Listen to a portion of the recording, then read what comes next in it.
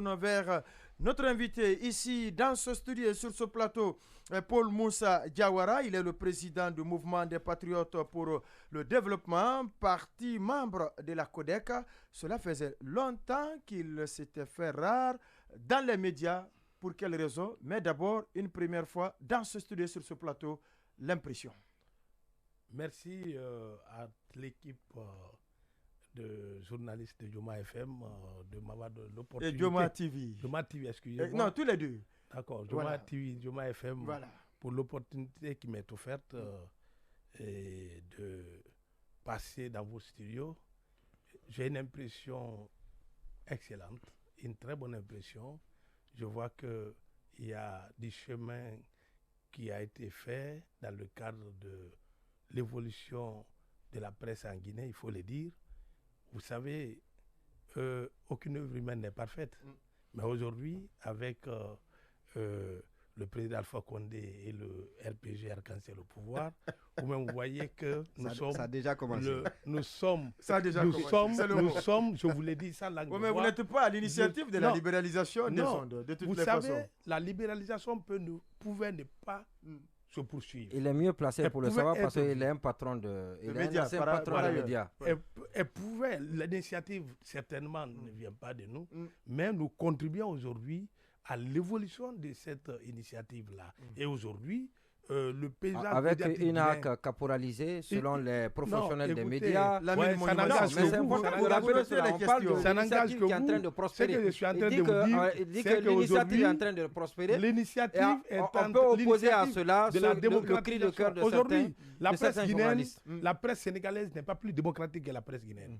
Ça, je mets à défi quiconque ici dans cette salle. Pourquoi vous prenez l'exemple sur le Sénégal? La presse ivoirienne n'est pas plus démocratique que la presse guinéenne. La liberté mais pourquoi vous prenez l'exemple sur ces deux pays? Je vous en prie. Il y a des choses que les journalistes, il y a certains langages, certains propos, certaines libertés qu'on se permet en tant que journaliste guinéen de tenir ou des propos qu'on se permet de tenir ou de faire dans les médias qu'on ne peut pas se permettre sous d'autres cieux, dans la sous-région même. Je ne vais pas loin. Hein. Donc c'est pour vous dire quand même qu'il n'y a pas que... Vous pouvez dire, oui, rien n'est parfait dans l'œuvre humaine. Aucune œuvre humaine n'est parfaite. Mais aujourd'hui, je vous l'ai dit très sincèrement, eh bien, en Guinée, on peut se féliciter de l'avancée médiatique des médias, de l'avancée de cette évolution. Il y a combien d'agréments, il y a combien de licences données depuis que le président Alpha Condé est au pouvoir? Il n'y en a pas assez. Non, s'il vous plaît. Non, s'il vous plaît. Il y a moins de 5% des licences qui existent déjà, qui ont été données pendant... Et il y en a beaucoup qui donnent encore dans les tiroirs. Alors, donc ça c'est important c'est important de préciser cela aussi. Mais écoutez, ce que vous dites là, c'est qu'il y a un problème.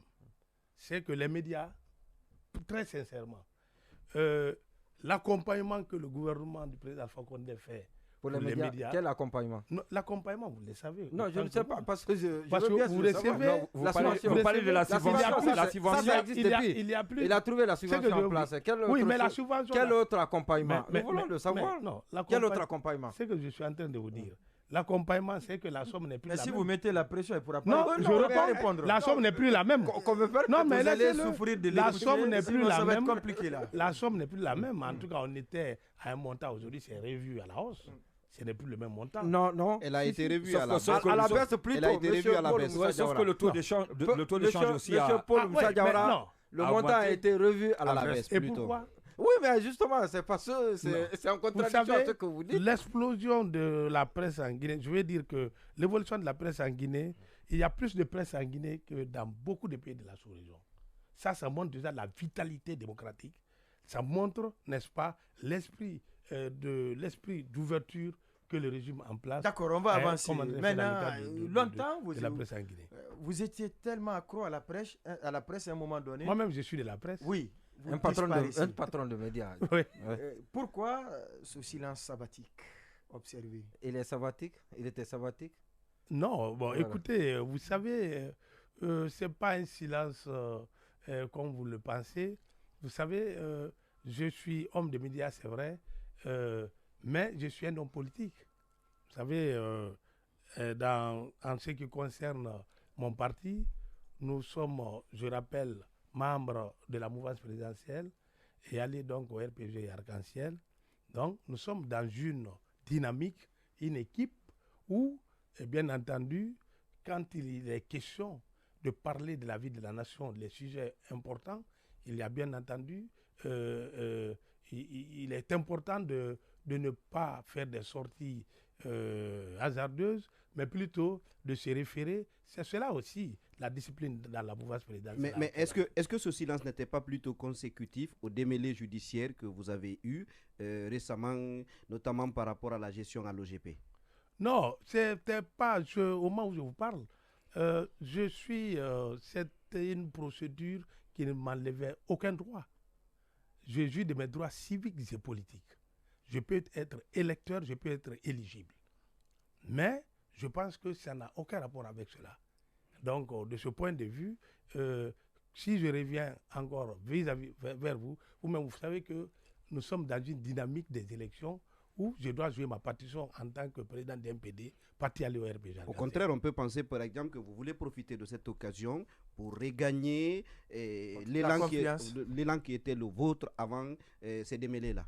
Mais je ne peux pas rester sans jouer mon rôle. Les démêlés dont vous faites allusion, je dis encore une fois, parce qu'il y a une question de connaissance, parce que nous sommes des journalistes, mais on n'a pas le savoir ou la connaissance surtout. Ce n'est pas incompatible avec, n'est-ce pas, comment dirais-je, ma liberté de pensée et d'opinion. Ce n'est pas incompatible avec mon statut de leader politique. Je jouis de mes droits civiques et politiques conformément à la loi. Non, mais vous pouvez décider librement, ce n'était pas incompatible avec la jouissance de vos droits, mais vous décidez de vous calmer, de ne pas faire de vagues, parce que peut-être au sein du gouvernement ou au sein du pouvoir, il y en a qui ont estimé que vous en faisiez trop et que vous avez estimé qu'il fallait vous calmer. Ce n'est pas mon point de vue. Ce n'est pas non plus votre démarche. Quand Bantamasso disait, à la tribune de RPG Arc-en-Ciel, ce n'est pas mon point de vue, ce n'est pas ma démarche.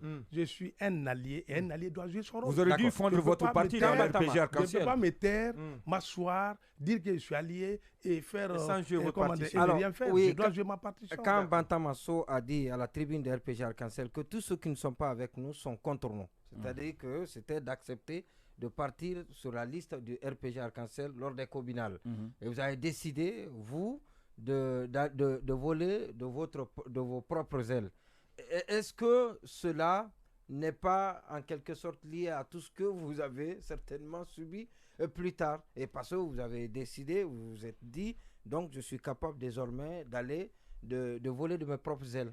Non, il n'a jamais été question de dire que je veux voler de mes propres ailes.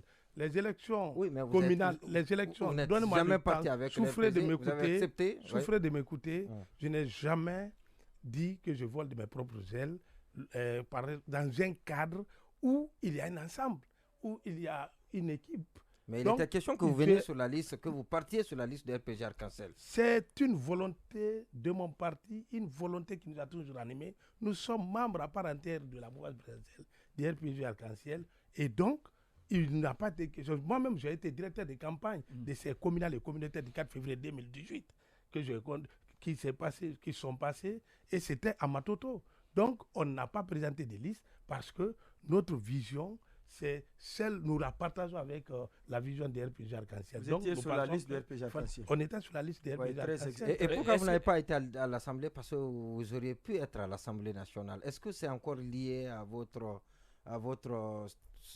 votre situation que ça soit décrit tout à l'heure? Vous avez peur des mots, Lamine Monument Sissé? Non, il a raison de poser la question. Oui, mais il a peur des mots parfois. Non, qu'il les dise. Le problème, c'est quoi? C'est que, vous savez, en Guinée, les gens n'ont pas souvent cette compréhension. Mais c'est le lieu et l'occasion d'en parler, d'éclairer les gens. Quand vous avez Ama Amadou, Premier ministre, l'ex-premier ministre nigérien, il était en prison quand il a posé son acte de candidature à la présidentielle du Niger. Les gens vont se demander comment se fait-il que quelqu'un qui est en prison soit candidat à une élection présidentielle. Et il est venu deuxième. Et il est venu deuxième sans faire la campagne. Quand en Algérie, le deuxième croupissait en prison, il n'a pas participé à la campagne. Il n'a pas pris part il n'a pas pris part au processus. Il a été au deuxième tour qu'il a été battu par l'actuel président. C'est la même chose, les Khalifa Sall. Khalifa Sall était en prison, il a fait avec des candidatures avant que donc, après on s'est rendu compte qu'il avait le droit de poser sa candidature, mais on a accéléré après sa situation pour dire bon, jusqu'à la Cour suprême rapidement pour le sortir du processus. Donc, ça ne veut pas dire qu'on est en prison, on n'est pas en prison, tant que vous n'avez pas atteint le stade suprême dans le cadre de la procédure judiciaire, notamment la Cour suprême, vous jouissez de vos droits civiques et politiques, vous pouvez être élu ou électeur ou éligible. Ça veut dire que vous pouviez être en prison et en même temps être élu. Quelqu'un peut être en prison et être élu. Il pouvait être en prison et être élu et sortir pour aller à la présidence de la République. Ça pouvait se faire en Algérie, ça pouvait se faire au Niger, ça pouvait se faire. Donc c'est un peu ça. C'est pourquoi une autre étape. C'est pourquoi je dis que souvent les gens n'ont pas cette compréhension. Dès qu'on dit il a la justice, pour eux, vous n'avez plus de droits, vous n'avez plus vous n'avez plus de droits, vous n'avez plus de liberté, vous êtes effacé, vous êtes mort. Non. Encore, c'est pourquoi je donne tous ces exemples-là. Vous avez d'autres exemples que vous pouvez ajouter à ceux que je viens de donner. Oui, est-ce que vous avez une fois été demandé de fondre votre parti dans le RPG comme le GPT l'a fait, le Kassori? Oh, il ne m'a jamais été demandé personnellement. Parce que nous sommes dans une équipe, c'est une question d'équipe. Moi, je vais vous rappeler une chose, c'est important de le dire. Le RPG, je l'ai toujours dit que le MPD est un instrument à la disposition et au service du RPG Arc-en-Ciel. Pourquoi? Mais les gens ne comprennent pas. C'est l'un de toutes démagogies. Le président Alpha Condé, moi c'est un père, un papa. Pourquoi? Mon feu père Bala Diawara est l'un des membres fondateurs du RPG avec le président Alpha Condé. Il l'a accompagné jusqu'à sa mort. Il n'a pas varié, il n'a pas changé. Moi je crois que par devoir de fils, j'ai dit que je reste dans cette équipe, dans cette dynamique. C'est vrai que j'ai mon parti, mais c'est un parti. Vous n'aurez dû pas créer un parti, vous auriez intégré le RPG, mais pas créer un parti politique. Si je crée un parti, si on reste dans votre logique. Non, je ne me suis jamais opposé à l'accompagnement, au soutien du RPG Arc-en-Ciel. Vous savez, le papa peut avoir le grand parti, le fils peut avoir son petit parti à côté. Il y en a qui peut-être ne sont pas forcément dans l'esprit du grand parti, mais que moi je peux réussir à ramener.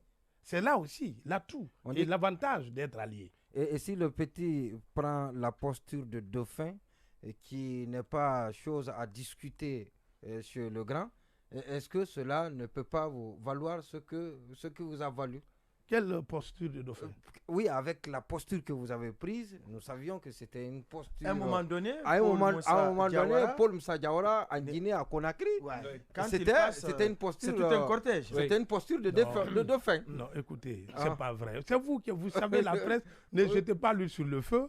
Ce que je vais vous dire, je suis loin d'une idée comme ça. J'étais tout simplement en train de faire mon devoir, de faire ma mission, d'apporter ma contribution, l'aide à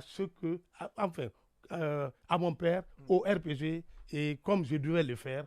Et je reste invariable. Je suis aujourd'hui encore là, dans ce studio, pour réaffirmer cette disponibilité, cette volonté d'accompagner le président Alpha Condé et l'RPG. Oui, M. Paul Moussa Diawara, est-ce qu'on peut revenir sur votre périple? Vous étiez encore aux affaires à Kissidougou, Guékédou, où on disait à l'époque des spéculations qui faisaient comprendre que vous avez fait sortir beaucoup d'argent.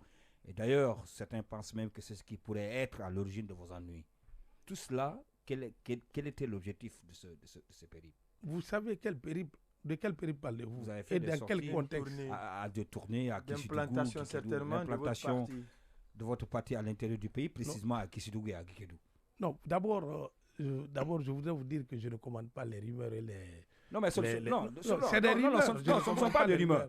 Non, ce ne sont pas des rumeurs. Deuxièmement, on a vu les images. Deuxièmement, on a vu les images. On n'a pas besoin d'avoir l'argent. On n'a pas besoin d'avoir l'argent pour faire la politique.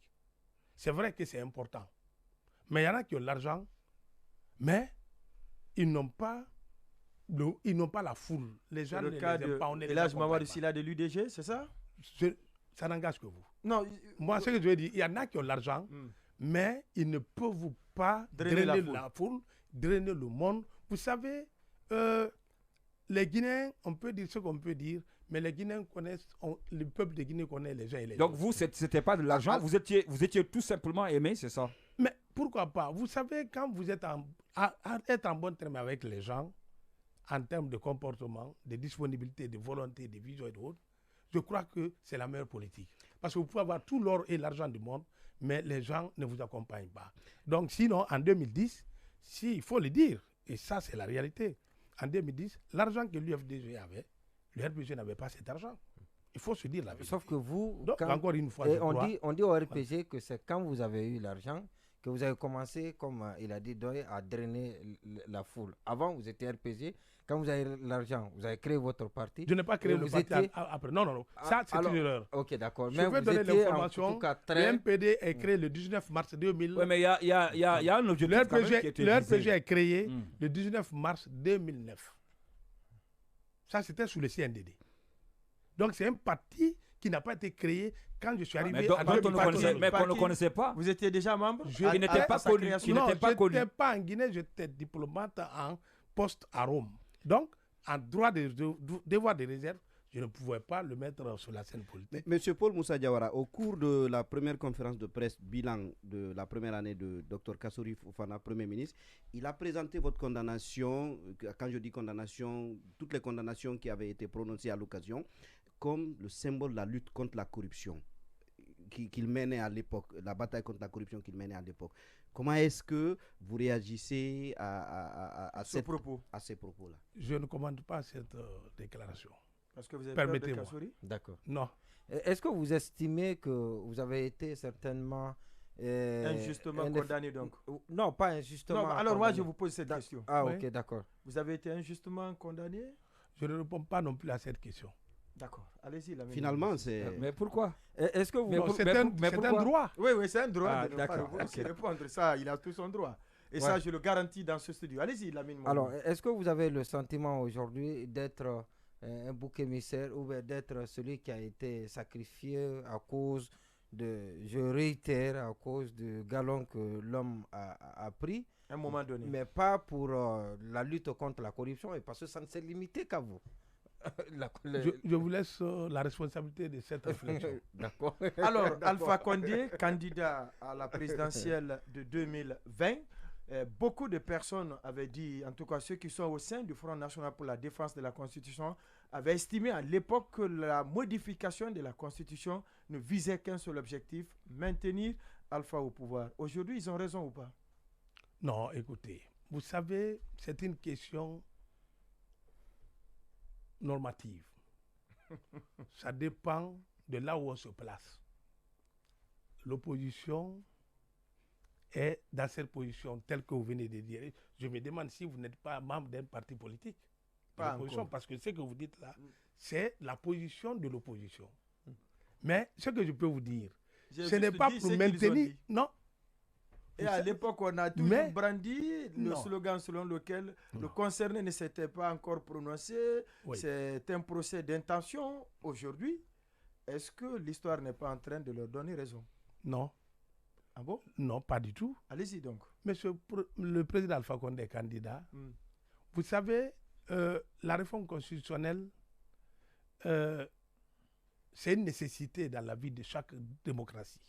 En Guinée, en Afrique et dans le monde. Mais dans le cas guinéen, est-ce que laissez-moi le soin de développer cette partie. Vous savez, c'est des mutations. Les sociétés subissent des mutations. Il y a l'évolution, il y a les changements. Est-ce que de la manière dont les Guinéens vivaient en 1980, c'est aujourd'hui, en 2020, c'est de la même manière qu'on vit? Non. Beaucoup de choses ont changé. Est-ce que de la manière dont on vivait en 2008 ou en 2010, c'est le même cas aujourd'hui? Je dirais non. Donc, c'est une question qui dépasse les hommes, des querelles de chapelle. C'est une question qui dépasse les querelles partisanes. C'est une question de la vie de la nation. C'est-à-dire que la Constitution doit évoluer en tenant compte de l'évolution de la société. Maintenant, les uns peuvent être d'accord, les autres ne peuvent pas être d'accord, mais qu'est-ce qui doit les départager? C'est le référendum. Et c'est ce qui fut fait le 22 mars 2020.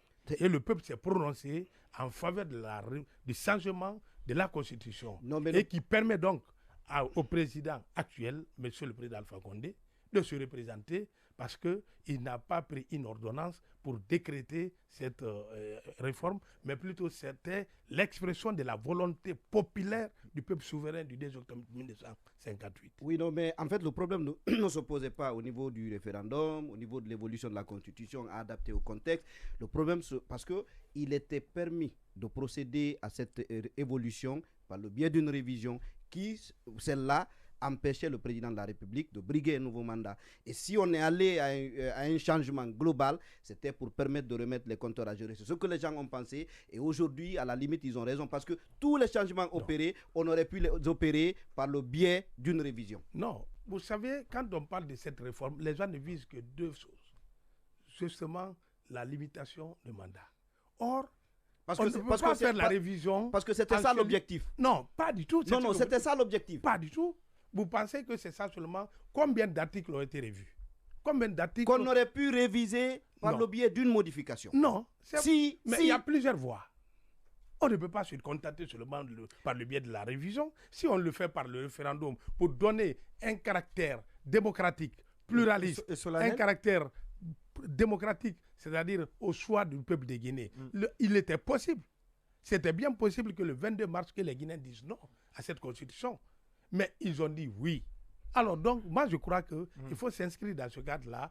Ce n'était pas une intention ni un objectif de changer pour maintenir le président Alpha Condé au pouvoir. La constitution a été proposée aux Guinéens, ils l'ont votée, ils l'ont adoptée. Ça c'est de l'histoire ancienne. Je pense que désormais, eh bien, il faut avancer. Ils l'ont voté comment? Ils l'ont voté comment? On a vu comment ça s'est passé quand même. Le vote s'est passé de façon démocratique. Je crois que personne n'a été empêché de participer à cette élection. C'est ça aussi la vérité. Parce qu'il n'a pas été dit, comme sous d'autres cieux, on sélectionne les gens, on dit ceux-ci participent, d'autres-là ne participent pas. On a dit c'est un jeu ouvert. Si, le président de la République, dans une déclaration, a dit que ceux qui n'étaient pas dans le processus ne reviendront plus maintenant que le fichier est assaini. Non. Attendez, ce que je suis en train de dire, c'était ouvert, c'était un jeu ouvert. Mais les gens ils ont voulu nous retarder, alors qu'on a des choses à faire. Non, c'est vrai, honnêtement, est-ce qu'il fallait passer 6 mois, 1 an sur ce sujet-là, on ne va pas, ça ne peut pas continuer. Il fallait changer. Il fallait gérer l'autre temps. Il ne faut pas que le chef de l'État tombe dans l'illégalité. Il y avait cette inquiétude aussi, non, cette inquiétude ne nous a jamais préoccupé au niveau de la mouvance présidentielle. D'accord. Alors, moi, je veux parler de votre parti. Lors des dernières élections législatives, vous avez eu un député, à moins que je ne me trompe. Un député. Est-ce qu'il y en a qui, certainement, je ne sais pas s'ils sont vos détracteurs, mais qui disent que Paul se croyait grand en forêt et aujourd'hui il a un député, si c'est représentatif de sa force, c'est qu'il est encore très faible. Comment vous répondrez à ces gens-là? Vous savez, un député, ou vous avez été volé? Même, je n'ai pas été volé. D'accord. Même si j'avais, c'est là où tu donc vous avez un député. Maintenant, reste avec. D'accord. Calme-toi, je vais te répondre, mon cher frère ou confrère. Vous savez, le vote, c'est... Les citoyens sont libres de voter pour le parti de leur choix. J'ai présenté mon parti à cette élection. J'ai eu un député, c'est mieux que rien. Donc c'était prétentieux. Le MPD est devenu un parti parlementaire qui participe, il n'est pas extra-parlementaire, il est parlementaire pour une fois. Je rends grâce à Dieu, je remercie les militantes et militants qui ont eu confiance dans notre parti. Et je pense que c'est encore, ça montre. Et c'est votre poids? C'est votre poids, un député? Non, une élection. Vous valez un député? Vous valez un député. Plus. Si non, vous pouvez avoir plus si vous avez beaucoup de militants. Ça veut dire que vous n'avez pas assez de militants. Avec tout ce que nous avons entendu. Vous savez très bien que le MPD, tout ce que nous avons vu à travers le petit écran. Donc on vous a c'est un premier essai. Non, ne me le fais pas dire. Je n'ai pas porté plainte. Moi, je n'ai pas porté de grief ni d'observation. J'ai dit que l'élection s'est bien déroulée Et puis, je suis heureux et content, mes militants et moi, d'avoir eu c'est un premier essai. Donc vous êtes un en mauvais ayant député. Un député, nous nous contentons de ce député et nous pensons qu'il nous représente aujourd'hui valablement à l'Assemblée nationale. Alors, pour rester toujours avec votre parti, et avec vous, on a appris que la condition qui a été posée pour que vous adhérez à la CODEC, c'était de destituer le président de la coordination, Bema Kissi, que vous-même vous avez installé, on se souvient, il y a quelques temps. Alors, ce qui a été fait. Ouais, est-ce que cela s'avère? Est-ce que cela est vrai? Si ça s'avère, savez, on entend tout dans ce pays. C'est un pays de mais c'est vous qui avez fake news. C'est vous qui avez défait celui que vous avez fait. Vous n'avez aucune preuve. C'est vous qui l'avez fabriqué et vous l'avez mis là-bas. Je vais vous répondre. Je suis citoyen de la République de Guinée et appartenant certainement à une communauté dans ce pays, la communauté Kissi, qui s'est organisée en communauté comme les autres. Ce n'est pas moi. Le président, autrement dit le coordinateur de Bema Kissi, vous le savez, parce que vous êtes de la presse, vous avez les images, les vidéos, s'est transformé en leader politique. C'est son propre bureau qui a dit que c'est indécent, inacceptable. Parce qu'il a accepté de participer à une réunion. Non. Et comment vous voyez, moi, c'est maintenant on va inverser les rôles. Allez-y. Non, je ne vais pas vous répondre malheureusement. Comment percevez-vous qu'un président d'une coordination, ou un coordinateur, ou un partage, un contigui, qui est à la tête d'une communauté, d'une famille, où il y a les opposants, où il y a les mouvanciers, où il y a les gens de la société toutes les tendances sont représentées. Où toutes les tendances sont représentées, que lui prenne position pour un camp. Est-ce que la famille pourrait être rassemblée ou elle va éclater? Pourtant, c'est là le problème. Et ce n'est pas moi. Et pourtant, par le passé, il avait pris position en faveur du président Alpha Condé. Qui? Le coordinateur de Bema, le coordinateur de Bema Kissi. C'est ma première information. D'accord. C'est ma première information, je ne l'ai jamais appris. Oui, non, mais si peut-être à Bema Kissi, ça n'est jamais arrivé, on a quand même courtisé Elaï Serona pour qu'il se rende à Kindia, prendre part à un meeting du président Alpha Condé. Un Kuntigui peut être invité.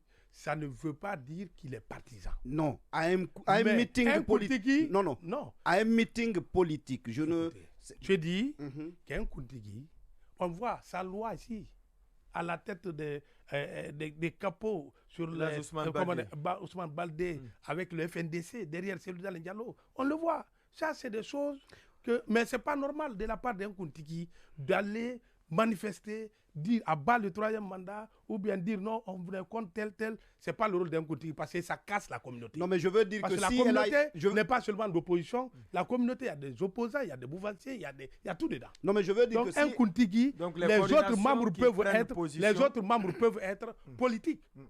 Ça ne dérange pas.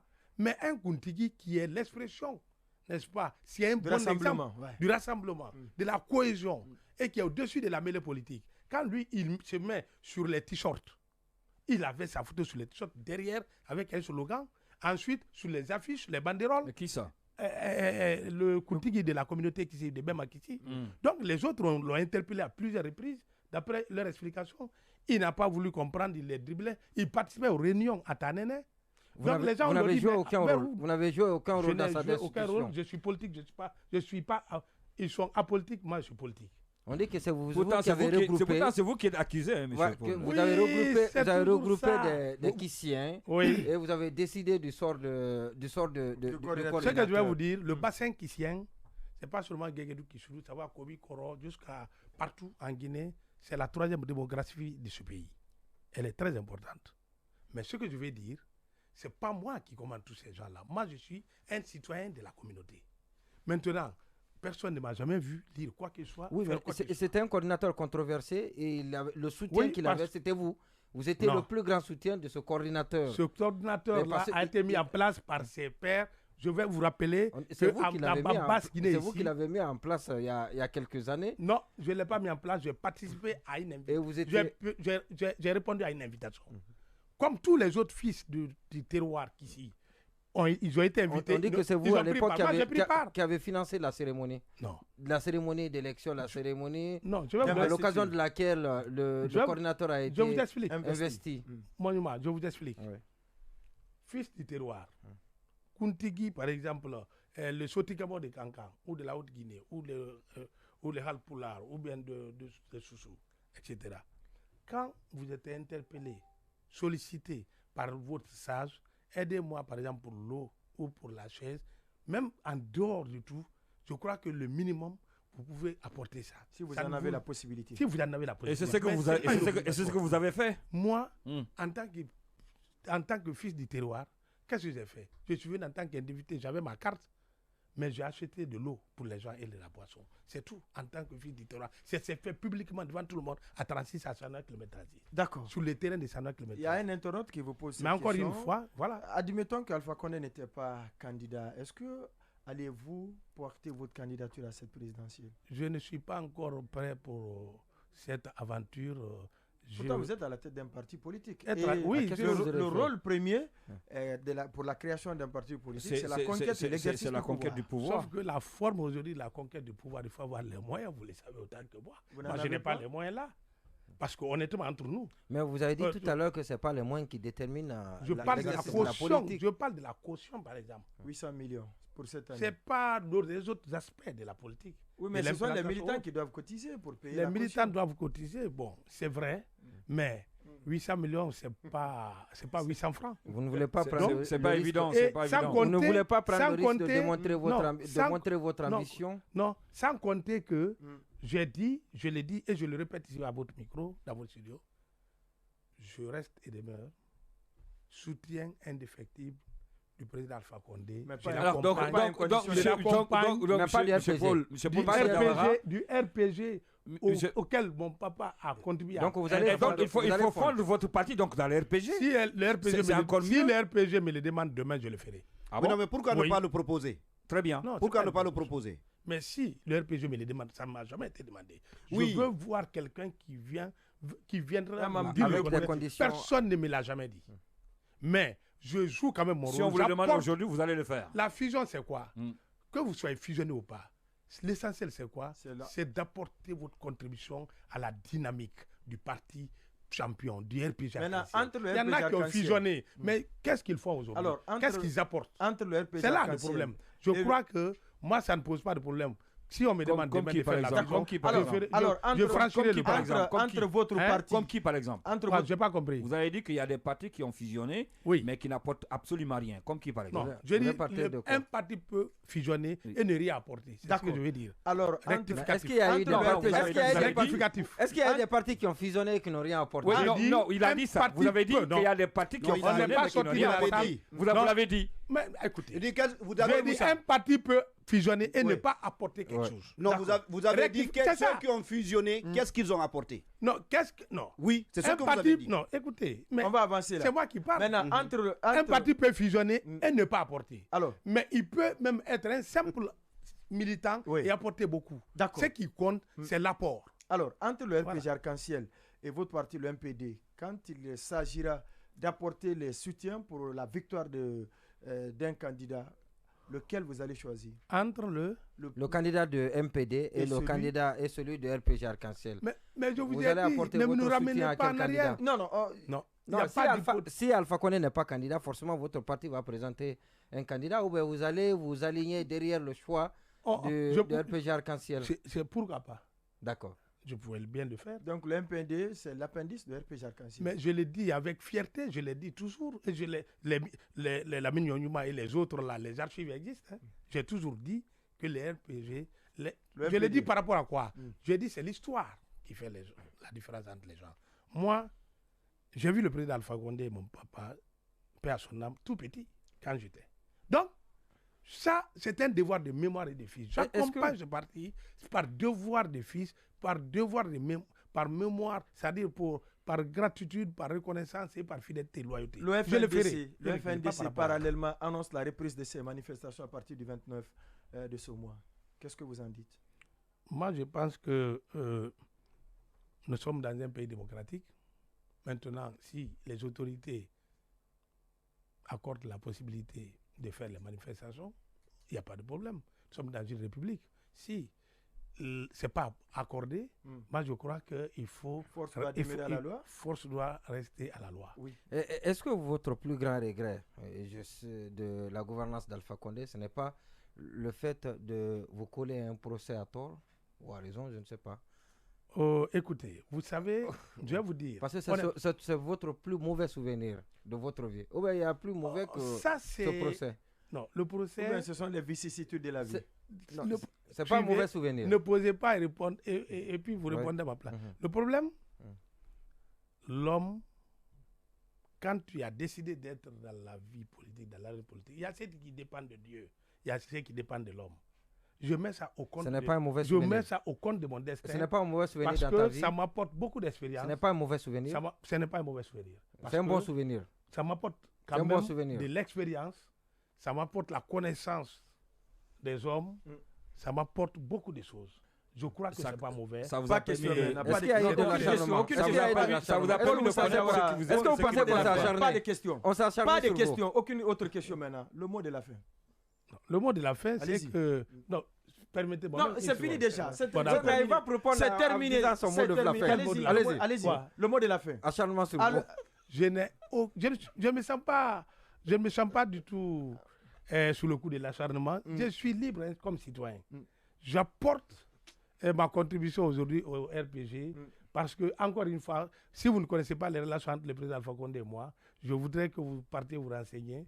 C'est une obligation. Je suis fils d'Alpha Condé. Je jouerai mon rôle et je sais que c'est le meilleur candidat et c'est l'homme qu'il faut pour notre pays. Paul Moussa Diawara, le père peut mettre son fils en prison. Merci donc à Cheikh Ndoye Sadibou, Bouakar Sansebari, Lamine Monument Sissé. Merci à la technique. On se reprendra demain, vendredi, pour le dernier numéro de la semaine. Portez-vous bien.